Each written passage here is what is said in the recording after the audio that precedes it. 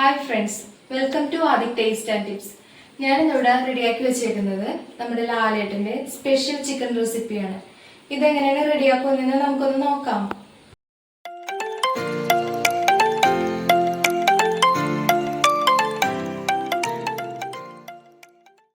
ഇതിനായി ഞാനിവിടെ 1/2 കിലോ ചിക്കനാണ് എടുത്തു വെച്ചേക്കുന്നത്. ഇനി കറി റെഡിയാക്കാനുള്ള ഇൻഗ്രീഡിയൻസ് എന്തൊക്കെയാണെന്ന് നോക്കാം. 20 ചുവന്നുള്ളി, 15 വെളുത്തുള്ളി, 2 വലിയ കഷ്ണം ഇഞ്ചി, 5 പച്ചമുളക്. ഇതെല്ലാം ഞാൻ ചതച്ചാണ് എടുത്തേക്കണത്. ഇനി കുറച്ച് ആവശ്യത്തിന് കറിവേപ്പില, 1 ടീസ്പൂൺ ഗരം മസാല, 1/2 ടീസ്പൂൺ കുരുമുളക് പൊടി, 3/4 ടീസ്പൂൺ മഞ്ഞൾപ്പൊടി, 1 ടീസ്പൂൺ കടുക്, 1 ടീസ്പൂൺ പെരിഞ്ജീരകം, 1/2 ടീസ്പൂൺ ചില്ലി ഫ്ലേക്സ്, 1 മുറി തേങ്ങ ചുട്ട് ചതച്ചെടുത്ത് വെച്ചതാണിത്. ഇതാണ് ഈ കറിയുടെ മെയിൻ ഐറ്റം. ഇനി നമുക്ക് കറി എങ്ങനെയാണ് റെഡിയാക്കുന്നതെന്ന് നോക്കാം. ചട്ടി ചൂടായി ഞാൻ ഇതിലേക്ക് ആവശ്യത്തിന് എണ്ണ ഒഴിച്ചു കൊടുത്തിട്ടുണ്ട്. ഇനി ഇതിലേക്ക് നമുക്ക് കടുക് ഇട്ട് കൊടുക്കാം.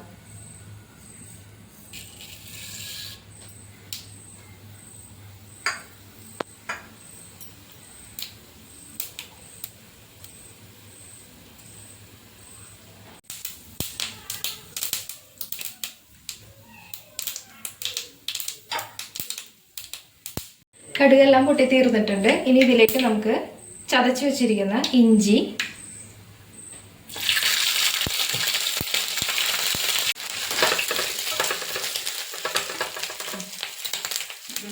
വെളുത്തുള്ളി,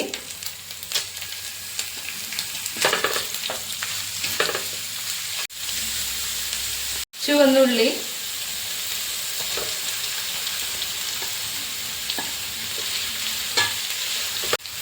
പച്ചമുളക്,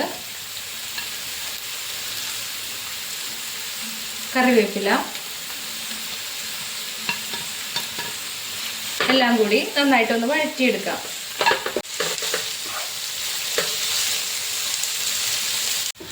ഉള്ളിയെല്ലാം നന്നായിട്ട് വഴറ്റി കിട്ടിയിട്ടുണ്ട്. ഇനി ഇതിലേക്ക് ചില്ലി ഫ്ലേക്സ്,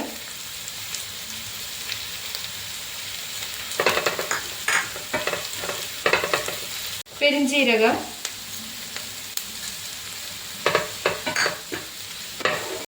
കുരുമുളക് പൊടി, മഞ്ഞൾപ്പൊടി,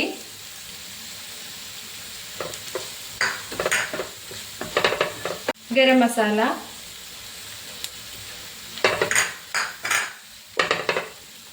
ഇതെല്ലാം കൂടി നന്നായിട്ടൊന്ന് വഴറ്റിയതിന് ശേഷം നമുക്കിതിലേക്ക് ചതച്ച് വെച്ചിരിക്കുന്ന തേങ്ങ കൂടി ചേർത്ത് കൊടുക്കാം.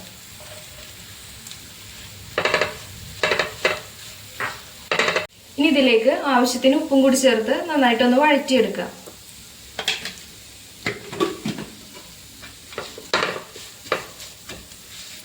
ചുട്ട തേങ്ങ ചേർത്തുകൊണ്ട് തന്നെ ഇതിന് നല്ലൊരു സ്മെല്ലൊക്കെ വരുന്നുണ്ട്.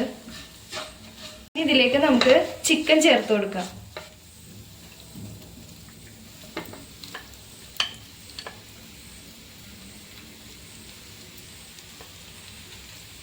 ഇനി ഇതെല്ലാം കൂടി നന്നായിട്ടൊന്ന് മിക്സ് ചെയ്തെടുക്കാം. ഇതിലേക്ക് ഒരു തുള്ളി വെള്ളം പോലും ചേർക്കാതെ മൂടി വെച്ച് വേണം വേവിച്ചെടുക്കാനായിട്ട്. നമ്മളിതിലേക്ക് ഒട്ടും വെള്ളം ചേർക്കാതെയാണ് വെച്ചേക്കുന്നത്. അതുകൊണ്ട് തന്നെ ഇടയ്ക്ക് നമ്മളിതൊന്ന് മൂടി മാറ്റി അടിക്ക് പിടിക്കാതിരിക്കാനായിട്ട് ഇളക്കി കൊടുക്കണം.